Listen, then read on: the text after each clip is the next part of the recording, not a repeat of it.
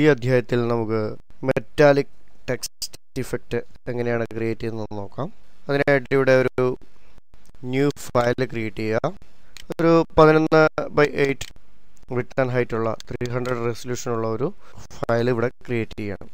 ഇനി ഇവിടെ നമുക്ക് ഒരു ടെക്സ്റ്റ് ടൈപ്പ് ചെയ്യാം. ഞാൻ അല്പം ഒന്ന് ട്രാൻസ്ഫോം ചെയ്ത് വലുതാക്കുന്നു. ഇനി ചെയ്യേണ്ടത് ലെയർ സ്റ്റൈൽ എടുക്കുക. ആദ്യം ഇതിനൊരു ഔട്ടർ ഗ്ലോ അപ്ലൈ ചെയ്യുക. ഒരു ബ്ലാക്ക് കളറിലുള്ള ഔട്ടർ ഗ്ലോ അപ്ലൈ ചെയ്യുന്നു. ഇതിൻ്റെ ബ്ലെൻഡിങ് മോഡ് ഇവിടെ നോർമൽ, ബാക്കി ഡിഫോൾട്ടായിട്ട് തന്നെ വിടുക.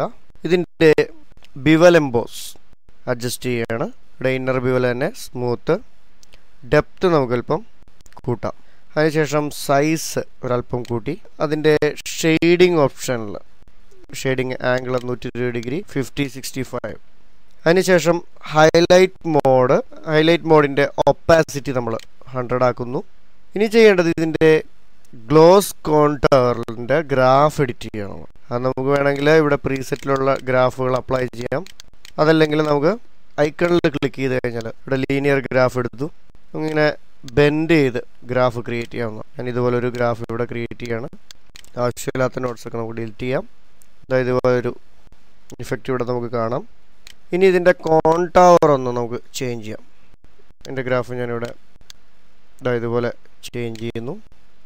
ഇവിടെ ആൻറ്റി എലിയാസ് ഓൺ ചെയ്തു. ഇതിൻ്റെ കളർ ഓവറിൽ ഓൺ ചെയ്യുക. ഇതിൽ വൈറ്റ് കളർ ഫില്ല് ചെയ്യുക. അതിനുശേഷം ഇവിടെ സാറ്റിനിൽ സാധാരണ ഒരു കോൺടവർ നമ്മൾ അപ്ലൈ ചെയ്യുന്നു. ലീനിയർ ആൻറ്റി എലിയാസ് ഓൺ ചെയ്തു. ഇതിൻ്റെ ആംഗിൾ സ്വല്പം നമ്മൾ മാറ്റുകയാണ്. ഇപ്പോൾ ഏതാണ്ട് നമ്മുടെ ആ ഓപ്ഷൻ ഒരു മെറ്റാലിക് ഇഫക്റ്റിൻ്റെ ഓപ്ഷൻ നമുക്കിവിടെ കിട്ടിക്കൊണ്ടിരിക്കുകയാണ്. ഇനി ഇതിൽ ചെയ്യേണ്ടത് ഇതിൻ്റെ കോൺടവർ ഒന്നുകൂടി ബിവൽ എംബോസ് എടുത്തിട്ട് അതിൻ്റെ ഗ്ലോസ് കോൺടവർ നമ്മളൊന്നുകൂടി എഡിറ്റ് ചെയ്യേണ്ടി വരും. നമ്മൾ എഡിറ്റ് ചെയ്യുന്നതിനനുസരിച്ച് ഉള്ള ചേഞ്ചസ് നമുക്കിവിടെ കാണാവുന്നതാണ്. ബിവൽ എംബോസിൻ്റെ ഡെപ്ത് അല്പം കൂടി ചേഞ്ച് ചെയ്ത് നോക്കുക. ഇനി നമ്മുടെ ബാക്ക്ഗ്രൗണ്ട് കളർ നമ്മളൊന്ന് മാറ്റി നോക്കിയാൽ മെറ്റാലിക് ഇഫക്റ്റിൻ്റെ ബേസ് കളറ് കിട്ടിയതായിട്ട് കാണാം. ഇനി ഒരല്പം കൂടി നമ്മൾ ഇതിൻ്റെ പ്രോപ്പർട്ടീസ് ഒന്ന് ചേഞ്ച് ചെയ്യാം.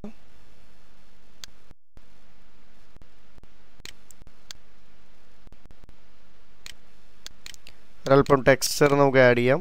ടെക്സ്ചർ ആഡ് ചെയ്യുമ്പോഴത്തേക്കും നമുക്കിവിടെ വൈറ്റ് ഷെയ്ഡ് കൂടുതലുള്ള ടെക്സ്ചേഴ്സ് ആഡ് ചെയ്ത് നോക്കുക. അതിൻ്റെ സ്കെയിലിംഗ് ഡെപ്ത്ത് ഞാനിവിടെ അഡ്ജസ്റ്റ് ചെയ്യാണ്. സോ ഇതുപോലെ നമുക്ക് ഈ കോൺടവർ ബിവലും കൺട്രോൾ ചെയ്തിട്ട് നമുക്കതിൻ്റെ മെറ്റാലിക് ഇഫക്റ്റ് നന്നായിട്ട് വരുത്താൻ സാധിക്കും.